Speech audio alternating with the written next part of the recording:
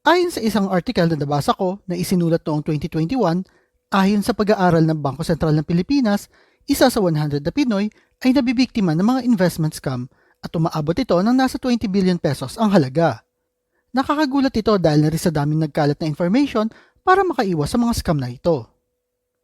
Ang mga dahilan kung bakit marami sa atin ang nahuhulog pa rin sa mga investment scam ay medyo komplikado at nagmumula ito sa iba't ibang aspeto ng ating lipunan at emosyon. Marami pa rin sa atin talaga ang nahuhulog sa mga investment scam kahit na may mga babala at impormasyon na madaling makuha naman sa internet. At patuloy pa rin nagiging biktima ang ilan sa mga kababayan natin. Pero bakit nga ba nangyayari ito? Kaya sa video na ito, narito ang ilang dahilan kung bakit marami pa rin ang nabibiktima ng mga investment scam. Kahirapan ng buhay. Ang kahirapan ay isa sa pangunahing dahilan kung bakit marami pa rin ang nabibiktima ng mga investment scam sa Pilipinas. Sa harap ng kakulangan ng trabaho o kagustuhang magkaroon ng dagdag na kita para magkaroon ng kakayahan na matustusan ang pangunahing pangangailangan, ang pangako ng mabilis na kita at mataas na returns sa pamamagitan ng pag-i-invest ay nagiging mapantukso kahit kadalasan naman talaga ay di naiintindihan nito. Madalas pa, ang mga tao na nangangailangan ng pera para sa pang-araw-araw na pangangailangan ay naghahanap ng mga oportunidad na makakatulong sa kanila na maiahon ang kanilang sarili mula sa kahirapan. Ito ay nagbubukas ng pinto para sa mga manloloko na nag-aalok ng mga investment scheme na itinatago talaga nila ang tunay nilang intensyon. Kakulangan ng financial literacy. Karamihan pa rin sa atin ay walang sapat na kaalaman o basic knowledge tungkol sa mga uri ng pag-i-invest ng pera, kaya madaling mahulog sa mga panloloko ng mga investment scam. Ang pagkakaroon ng tamang kaalaman at impormasyon ay mahalaga upang maprotektahan ng sarili mula sa mga ganitong problema. Kapag ang mga tao ay di sapat ang kaalaman tungkol sa mga concept ng investing, asset allocation at risk management, sila ay nagiging target ng mga manloloko na nag-aalok ng mga peking investment opportunities. Ang financial literacy ay hindi lamang nagbibigay ng kakayahan sa mga tao na magpasya ng mabuti tungkol sa kanilang pera, kundi ito rin ay nagbibigay ng proteksyon laban sa mga investment scam na maaaring magdulot ng malubhang pinsala sa kanilang financial well-being. Pakikisama o peer pressure. May maiksing kwento akong gustong i-share sa inyo. May kaibigan ako dati at niyayaya niya ako mag-invest ng 50,000 pesos sa isang kilalang online gold investment platform. Ang banat pa niya, sumali ka lang at kapag di bumalik ang pera mo, ako ang magbabalik nito. Well, fortunately ay di niya ako na-convince and sadly, nabalitaan ko na lang na bumagsak na pala ang investment platform.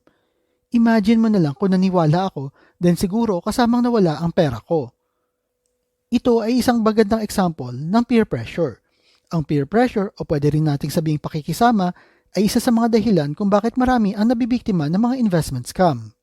Madalas ang mga scammer ay gumagamit ng mga technique like pakikipagkaibigan o yung kakilala ng kanilang mga biktima upang hikayatin at sumali sa mga peking investment scheme. Pwede din itong matawag na herd mentality dahil may mga taong gusto lang makibahagi sa isang grupo o samahan. Madali silang mahikayat ng mga tao na mag-invest lalo na kung ito ay may isang malapit na kaibigan na nagsasabing kumikita siya ng malaki dito. Isa pa ay ang FOMO o fear of missing out. Ang takot na maiwanan o mawala ng pagkakataon ay nagpapalakas ng impluensya ng peer pressure. Ang pangangailangan ng mga tao na mapanatili ang kanilang koneksyon at reputasyon sa kanilang grupo ay maaari maging hadlang sa kanilang kakayahan na magbigay ng tamang financial decision tungkol sa kanilang mga investment opportunities at ito ay nagbubukas ng pinto sa mga scammer. Social media influence. Nagkalat ngayon yung mga social media influencers at mga advertisement na nagpapakilala lang naman ng mga investment opportunities at mga make money online strategies sa kanilang mga followers. Ang impluensya ng social media ay nagiging pangunahing dahilan kung bakit marami ang nabibiktima ng mga investment scam sa panahon ng internet. Mas madali kasi nilang naaabot yung mga kanilang potential victims sa pamamagitan ng mga online platforms tulad ng Facebook, TikTok at marami pang iba. Kung saan ang kanilang mga peking investment scheme ay maaari magbukang legit dahil na rin sa dami ng taong naniniwala sa kanila. Bukod pa dito, ang mga manloloko ay nagagawa nilang gamitin ang mga peking testimonial ng ibang tao, larawan ng mga bigating lifestyle, o yung mga post nila na marami ba silang pera kahit di naman pala talaga sa kanila. Ginagawa nila ito upang linlangin ang kanilang mga biktima at mapanatili ang kanilang operasyon sa ilalim ng mga online platforms na ito na nagbibigay ng access sa mga libo-libong tao na maaari maging biktima ng kanilang mga investment scam. Okay lang tumangkilik sa mga influencers at sa kanilang mga content, ngunit yung ibibigay mo yung perang pinaghirapan mo sa kanila para lang sa mga pangako, well, ibang usapan na yon. Kakulangan ng regulasyon at proteksyon. Ang kakulangan ng epektibong regulasyon at proteksyon mula sa gobyerno ay nagbibigay daan sa mga manlulokong operator ng mga investment scam na magpatuloy sa kanilang operasyon. Kahit na ba may mga warning mula sa ahensya ng pamahalaan, ang pagpapatupad ng mga regulasyon ay madalas na kulang. Bilang resulta, marami pa rin ang nagiging biktima ng mga panloloko online na hindi kayang matugunan ng maayos na kasalukuyang regulasyon ng gobyerno.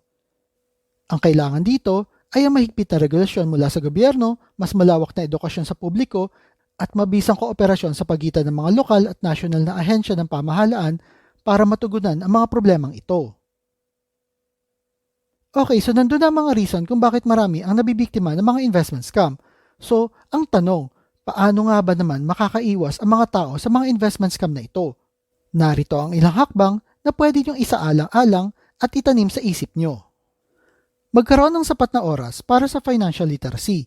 Maglaan ng oras upang mag-aral tungkol sa iba't ibang uri ng investment, pag-unawa sa mga financial terms at concepts, at pagsusuri ng mga risks and rewards ng iba't ibang investments.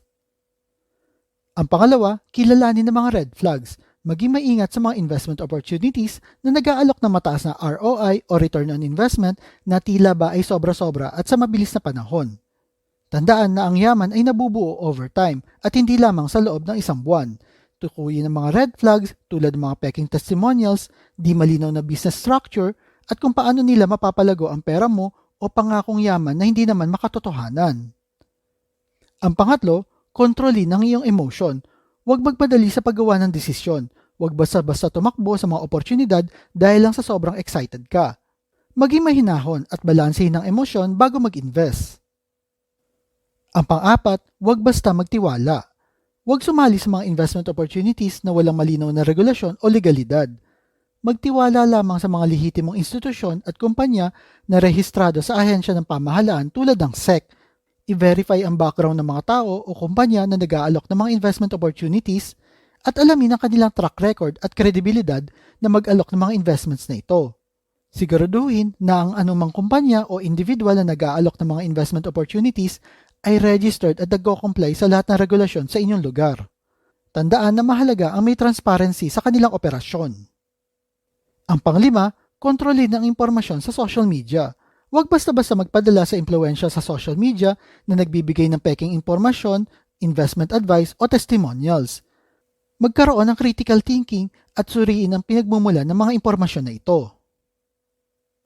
Ang pang-anim, humingi ng payo mula sa mga financial advisor. Kung hindi ka talaga sigurado sa isang investment, humingi ka ng payo sa isang financial advisor o sa mga professional tungkol sa investing. Sila ay may mas kaalaman upang magbigay ng tama at makatarungang payo para sa iyo. Makipag-usap sa isa o dalawang financial advisor at alamin ang nararapat gawin para sa iyong pera. Ang pangpito, magkaroon ng malasakit sa pera. Di porket nakikita mong madalas ang isang tao sa mga online videos ay kilala mo na siya at dapat mo nang ibigay ang perang pinaghirapan mo. Ituring mo ang iyong pera bilang isang mahalagang yaman na kailangan mong protektahan at paramihin, ngunit sa tama at lehitimong paraan. At ang pangwalo, mag-ingat sa mga high-pressure tactics. Kung ang isang tao o kumpanya ay nagmamadali sa iyong desisyon at nagbibigay ng sobrang pressure at follow-up kung kailan ka sasali sa investment o kung kailan mo itatransfer ang pera, then dapat magduda ka na. Karamihan kasi ng mga legit na investments ay nagbibigay sila ng sapat na oras para mapag-usapan at mapagdesisyonan ng ayos bago sila mag-invest. Ito ay isang video upang bigyan ng idea ang mga tao na huwag basta-basta mahulog sa mga investment scam.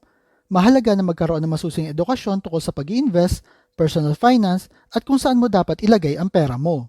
At huwag basta-basta lamang ito ibibigay sa mga taong pilit kang pinapasali o pinag-i-invest.